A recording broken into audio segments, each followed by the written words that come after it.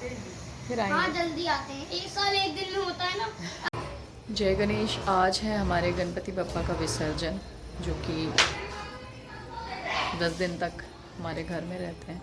एक अलग ही positive vibe आती है घर से। बैकग्राउंड में इतनी आवाज़ आ रही है पड़ोसियों की कि उसको इग्नोर करना आप। इतना तेज़ तेज़। और अभी मैं जा रही हूँ कुछ सामान लेने के लिए मार्केट। पूजा का सामान लेना है, वो लेकर के आऊँगी और फिर हम लोग हवन वगैरह करके पूजा करके और अनंत धागा ये जो मेरे हाथ में बंधा हुआ ना, ये 2 साल का बंधा हुआ है। अब मैं इसको खोलूँगी और इस साल का नया बांधूँगी।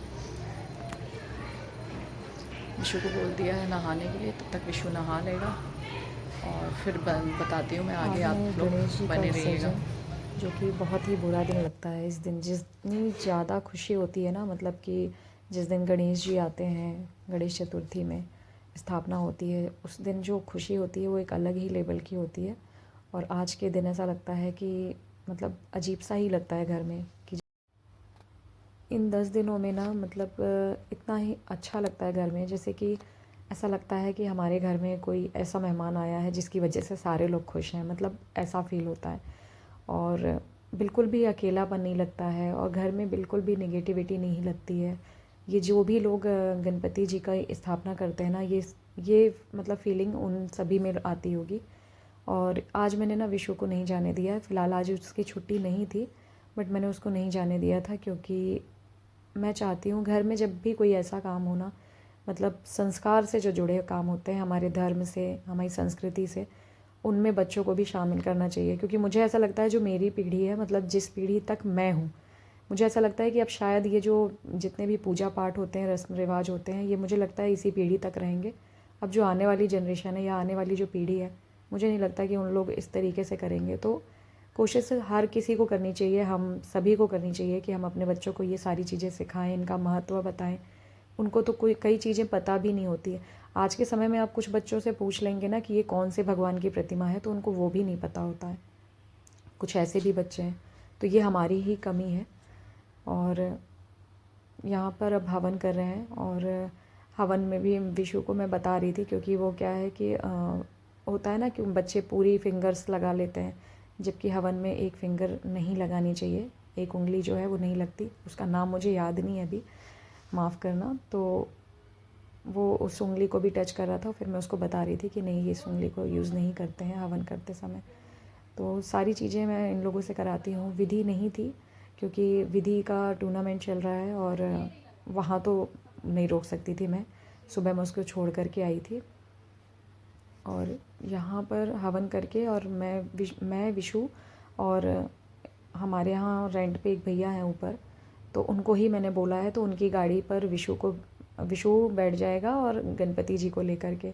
और कुछ सामान है जो हल्दी, चावल और नारियल जो इनको चढ़ता है गणपति जी को 10 दिन तक जो रहता है इनके पास में, तो वो उनके साथ ही जाता है।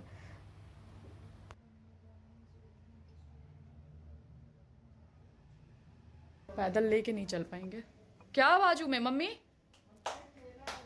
नहीं नहीं भैया, कहीं ठेला ठेली में नहीं बिठाना है। हाँ चलो बेटा। ठेला ठेली में कुछ नहीं ले जाना। विशु, मम्मी उनको गणपति जी को उठा के विशु बैठ जाएगा तो उसको पकड़ा देगा। तो विशु ऐसा के जो है सुपारी पड़ी, इसका सब जाएगा, बनावे ही जाएगा, नारियल जाएगा। दे दो, तो पन्नी में दे के दो।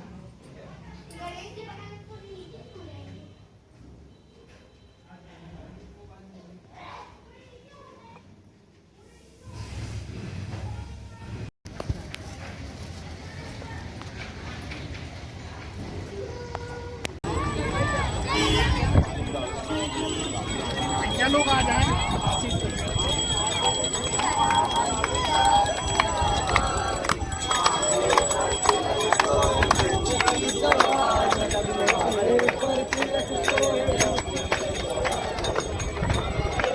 घाट किनारे जब जाते हैं तो वहाँ पर भी आरती करते हैं, पर हम घर से आरती करके आए थे, तो यहाँ पर अगरबत्ती पूजा वगैरह कर लिया था गणेश जी का। और विशु भी साथ में ही है, तो विशु को भी मैंने करवाया। और विशु बहुत ज़्यादा मतलब उदास था, बहुत ही ज़्यादा। मतलब जब गणपति जी जाने लगते हैं ना तो ये रोने लगता है।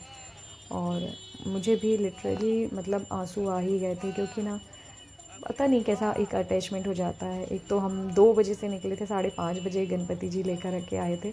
मतलब इतना एक्साइटमेंट रहता है ना कि ऐसी मूर्ति रखनी है, ऐसी प्रतिमा रखेंगे हम। और भगवान की अगर कृपा रही तो मैंने सोचा है कि मैं आने वाले टाइम में और अच्छे से और बड़ी प्रतिमा और अच्छे से करूँगी। तो यहाँ पर ना विशु बिल्कुल तैयार नहीं था। विशु बोलता है नाव में मुझे भी जाना है, पर अलाउ नहीं होता। फिर ये देखिए ये नाव वाले को, ये इतने अच्छे से इसने गणपति जी का विसर्जन किया। ऐसा नहीं उठा के फेंका नहीं है, क्योंकि बहुत सी आपने वीडियो देखी होंगी। ये देखिए ये हमारे गणपति जी को ये 2 बार उन्होंने डुबकी लगा के तीसरी बार में उनका विसर्जन किया। तो विशु को मैंने यही बोला, मैंने कहा कि तुम परेशान मत हो, क्योंकि वो इस चीज़ को देख करके परेशान था कि वो एक बार में ऐसे फेंक देते। तैयार नहीं था, बोलता है घर में करेंगे, वो लोग उठा उठा के फेंकते हैं। विशु क्या हुआ? इधर देखो पहले, क्या हुआ? रोना क्यों आ रहा है? फिर आएंगे ना अगले साल। यहाँ पर प्रसाद के लड्डू थे। हमने भजन कराया था ना, तो काफ़ी सारे लड्डू मंगवा लिए थे प्रसाद में बांटने के लिए। एक्चुअली बारिश होने लगी थी तो बहुत सारे लोग आए भी नहीं थे, तो वो सारा प्रसाद हम लोगों ने फिर यहाँ पे बंटवा दिया था। तो मैंने भैया से बोल दिया था कि भैया आप विशु के साथ में ये प्रसाद बांट कर घर आ जाना और मैं अपनी गाड़ी से आ जाऊँगी। तो इन लोग बाद में आए थे प्रसाद बांट करके, और फिर मैं निकल गई थी घर के लिए। तो क्योंकि विशु वो बहुत परेशान था, तो मैंने सोचा कि इसका ध्यान थोड़ा सा डाइवर्ट कर देते हैं। विशु का मूड खराब है, गणेश जी चले गए तो गणेश जी चले गए इसलिए रो रहा था। फिर आएंगे बेटा, वो हर साल आते हैं। फिर आएंगे, फिर जाओगे आप उनको लेके आओगे। हाँ नहीं तो वही जाता, उसको एक्साइटमेंट बहुत रहती है, हर साल वही जाता है। 2 साल से वही जा रहा है, मतलब लेने वही जाता है। एनर्जी और वो मेरी जो है उनकी छोटी बेटी, हाँ ऐसा चिल्ला रहे हैं। हाँ वो इधर शादी और ये अब हाँ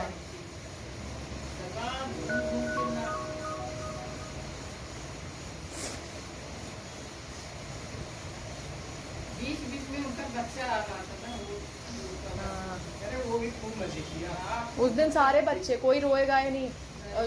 उर्वी की बेटी वो भी, सारे बच्चे एकदम, और कोई सोया भी नहीं।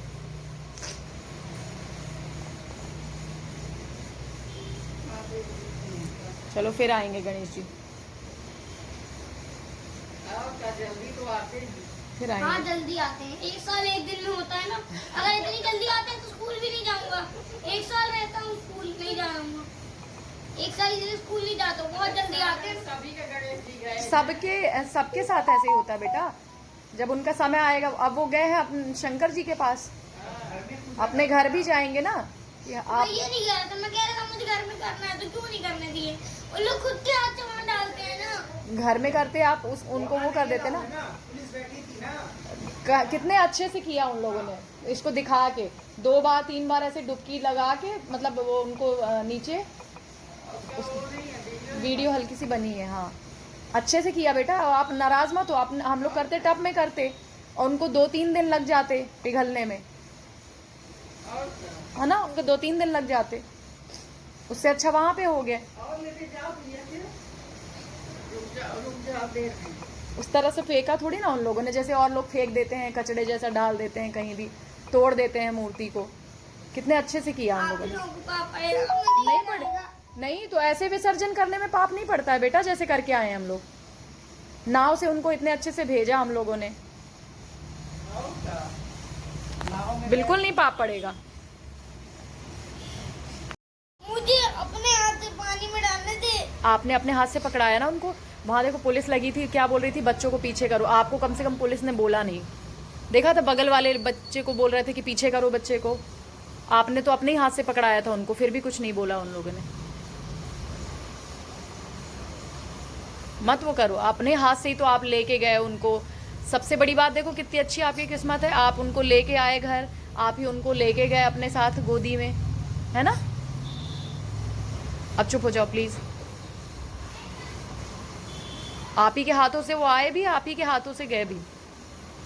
अब नाव में थोड़ी ना बैठना अलाउ होता है किसी को, कहीं भी नहीं होता।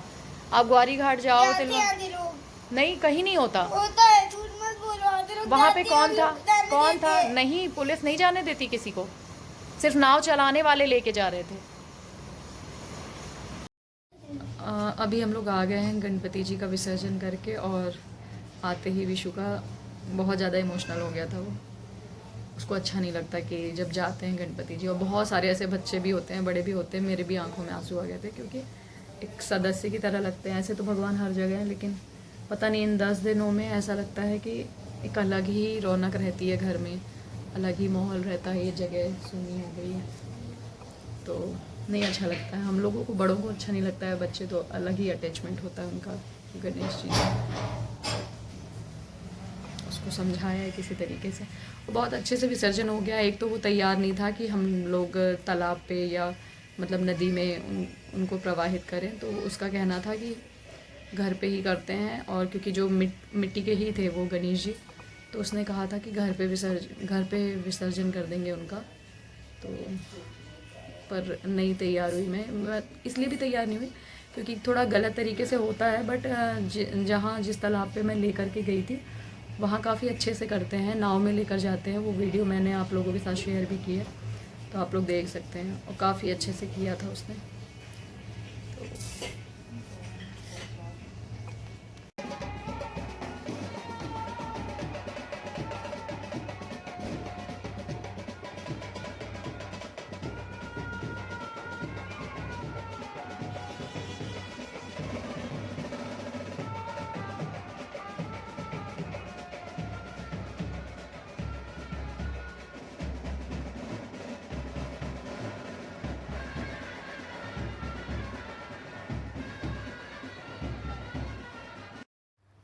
विशु का मूड ठीक नहीं था, तो मैं उसको ले गई थी कि उसको शूज़ लेने थे। एक्चुअली उसके क्रॉक्स भी छोटे हो गए थे, शूज़ नहीं लेना था, क्रॉक्स छोटे हो गए थे। तो मैंने कहा कि चलो तुम क्रॉक्स ले लो अपने लिए। तो उसको फिर शूज़ भी पसंद आ गए, तो शूज़ भी ले लिए उसके लिए। और फिर मैंने अपने लिए भी एक सैंडल ले ली थी।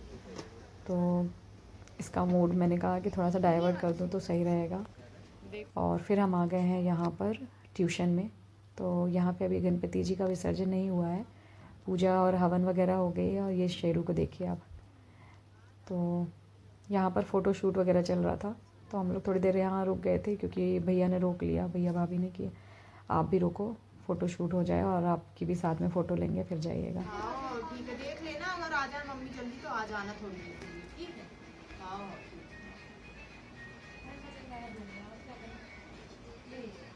कुछ मीठा बनाया दाल है सुबह, हम हर साल सुबह पूरी बना के खिलाते हैं। ये हाल हो रखा है अभी शूट करने के बाद। ये इयररिंग्स पड़े हैं और सामान पड़े हुए हैं, और इधर पे ये सारे कपड़े। अब मैं चेंज करूँगी। और जय श्री कृष्ण, कैसे हैं आप सब। बस अभी मैंने ना शूट किया है, हालत देख रहे हैं आप क्या हो रखी है। और ये हालत होती है, सब कुछ खुद ही फोल्ड करना पड़ता है, सारी चीज़ें खुद करनी पड़ती हैं, कोई नहीं है हेल्प के लिए। यहाँ पर मैंने करवा चौथ के लिए कुछ साड़ियाँ मंगवाई थी, मतलब करवा चौथ के लिए नहीं, रिव्यू के लिए, कि जो साड़ियाँ आप करवा चौथ में पहन सकती हैं। तो फ़िलहाल मैं नहीं रहती हूँ, नहीं तो गलतफहमी मत पाल लेना कोई। बहुत मतलब रहती थी, पर मैंने छोड़ दिया है। 2 साल हुए मुझे छोड़े करवा चौथ। तो यहाँ पर शूट करने के बाद ना काफ़ी फैला हुआ था, और ऊपर से भी छत से भी कपड़े। एक्चुअली क्या है ना, मम्मी मेरी फ़ोल्ड कर देती हैं कपड़े, जैसे ऊपर से आए छत से ना जो डेली के, तो वो फ़ोल्ड कर देती है। बट मुझे ना किसी के भी फ़ोल्ड किए हुए कपड़े पसंद नहीं आते हैं। मतलब मेरा ना हर काम को करने का तरीका एक अपना खुद का तरीका होता है, मुझे वही सही लगता है। और मैं ना जो डेली के कपड़े होते हैं रैक पे या अलमारी में जहाँ भी रखे होते हैं ना, मेरी आदत है जैसे कि टी शर्ट्स हैं तो उनको एक रो में रखती हूँ, मतलब एक ही लाइन में, एक के ऊपर एक। कुर्तीज़ हैं तो एक साथ रखूँगी, और जो 3 पीसेस हैं जैसे कि कुर्ता सेट वगैरह हैं जिसमें प्लाज़ो या पैंट है, दुपट्टा है, तो वो तीनों को एक साथ रखती हूँ दुपट्टे में रैप करके, मतलब दोनों चीज़ें, कुर्ती और प्लाज़ो को दुपट्टे के साथ रैप करके रखती हूँ लपेट के। तो ऐसे में ना कपड़े फैलते नहीं हैं और बहुत नीट एंड क्लीन भी दिखते हैं। जो डेली के कपड़े हैं उनको भी ऐसे ही करती हूँ मैं। लोवर अलग लाइन में होंगे, टी शर्ट्स अलग लाइन में होंगे, बच्चों के साथ भी ऐसे ही है कि इसी तरीके से रखती हूँ। तो मुझे ना पसंद नहीं आता। और साड़ी वाड़ी भी मेरा ऐसा है कि साड़ियाँ भी मैं खुद के हिसाब से फ़ोल्ड करती हूँ। तो जो कॉटन की साड़ीज़ हैं वो अलग लाइन में रखूँगी, जॉर्जेट की अलग लाइन में रखूँगी, जो पार्टी वेयर हैं उनको अलग रखती हूँ। तो इसमें क्या ढूंढने में भी दिक्कत नहीं होती है और हमारे टाइम की भी बचत होती है। और पेटीकोट्स है वो मैं एक साथ रखती हूँ, पेटीकोट सारे एक साथ रखूँगी। ब्लाउज़ जो है वो भी मेरे क्या है, साड़ियों के ब्लाउज़ बहुत कम होते हैं, जो साड़ी के ही ब्लाउज़ हैं जैसे कि जो उसी साड़ी पर ही पहन सकते हैं, तो उनको मैं साड़ी के साथ रखती हूँ। बाकी मैं सारे ब्लाउज़ को अलग रखती हूँ क्योंकि अलग अलग साड़ियों में मिक्स मैच कर सकते हैं। ये वाली साड़ी जो मैं फ़ोल्ड कर रही हूँ ना, ये बहुत ही प्यारी है। मैं तो यही कहूँगी, अगर करवा चौथ में किसी को अभी साड़ी किसी ने नहीं ली है तो अपने लिए लेनी है तो ये ले सकते हैं। ये 1000 के अंदर की ही साड़ियाँ हैं और बहुत प्यारी लग रही है ये पहनने पे, कलर भी बहुत ही प्यारा है इसका। तो और ये जो गणेश जी के लिए हमने डेकोरेशन किया था ना, वो मैं निकाल के रख रही हूँ क्योंकि ये फिर काम आएंगे, तो इसलिए मैंने रख दिया इसे निकाल करके। हाँ, जैसे मतलब ये इस टाइप की चीज़ें हैं ना, अगर आप अपनी जगह पे रख देते हो, ढंग से रख देते हो, तो वो आपको दोबारा आप उसको यूज़ कर सकते हो। तो ये था मेरा आज का व्लॉग। कैसा लगा प्लीज़ कमेंट ज़रूर करिएगा, और व्लॉग अच्छा लगा हो तो अपने फ्रेंड अपनी फैमिली के साथ शेयर ज़रूर करिए। कमेंट भी ज़रूर करिएगा, लाइक कमेंट ज़रूर करिएगा, ताकि मुझे पता चल सके कि हाँ मेरे कौन से सब्सक्राइबर हैं जिन्होंने ये वीडियो फुल वॉच की है। तो चलिए फिर मिलूँगी आपसे नेक्स्ट वीडियो में, तब तक अपना अपनी फैमिली का ख्याल रखिए और गणपति बप्पा सब पे अपनी दया दृष्टि बनाए रखें, और फिर जल्दी वो आए और घर में जल्दी से फिर वैसा ही माहौल हो जैसे था इस बार। और मुझे बहुत अच्छा लगा वो भजन कीर्तन कराकर, और मैंने सोच रखा है कि अगर भगवान ने चाहा तो अगली बार और भी अच्छे तरीके से उसे कराऊंगी।